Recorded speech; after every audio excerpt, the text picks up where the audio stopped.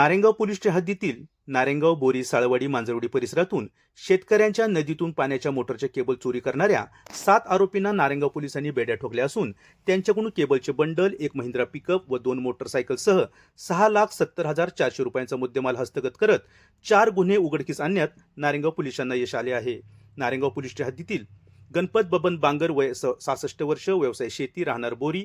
साळवाडी, तालुका जुन्नर, जिल्हा पुणे यांच्यासह 20 ते 25 शेतकऱ्यांच्या नदीतील पाण्याच्या मोटरच्या केबल चोरी गेल्याच्या घटना घडल्या होत्या. त्यानुसार नारायणगाव पोलीस स्टेशन या ठिकाणी गुन्हाही दाखल करण्यात आला होता. पुणे ग्रामीणचे पोलीस अधीक्षक पंकज देशमुख यांनी सदर गुन्ह्यांना प्रतिबंध करून गुन्ह्याची तात्काळ उकर करण्याबाबत सूचना दिल्या होत्या. त्यानुसार नारायणगाव पोलीस स्टेशनचे सहाय्यक पोलीस निरीक्षक महादेव शेलार यांनी पोलीस उपनिरीक्षक सोमशेखर शेटे, पोलीस उपनिरीक्षक जगदेव पाटील, पोलीस उपनिरीक्षक विनायक दडस पाटील,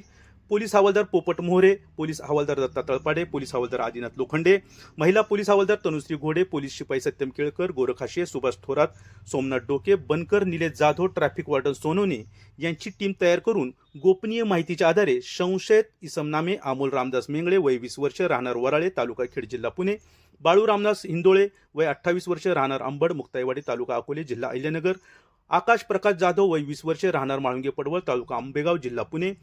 शरद रमेश गांडाळ, वय 24 वर्ष, राहणार सावळचोळ, तालुका अकोले, जिल्हा अहिल्यानगर, अविनाश मंगेश काळे, वय 23 वर्ष, मनोहर रामचंद्र गावडे, वय 42 वर्ष, शैलेश बाळू पारधी, वय 25 वर्ष, तिघेही राहणार म्हाळुंगे पडवळ, तालुका आंबेगाव यांना दिनांक 15 एप्रिल रोजी ताब्यात घेऊन त्यांच्याकडून मुद्देमाल जप्त करण्यात आला आहे. सदर आरोपींना जुन्नर न्यायालयात हजर केले असता त्यांना 2 दिवसाची पोलीस कोठडी रिमांड मंजूर करण्यात आली असून सदर गुन्ह्याचा अधिक तपास पोलीस हवालदार पोपट मोहरे करीत आहेत. नारायणगाव पोलिसांच्या या कामगिरीबाबत शेतकरी वर्गातून समाधान व्यक्त करण्यात येत असून त्यांचे कौतुकही केले जात आहे. Day to day news, Narayangaon.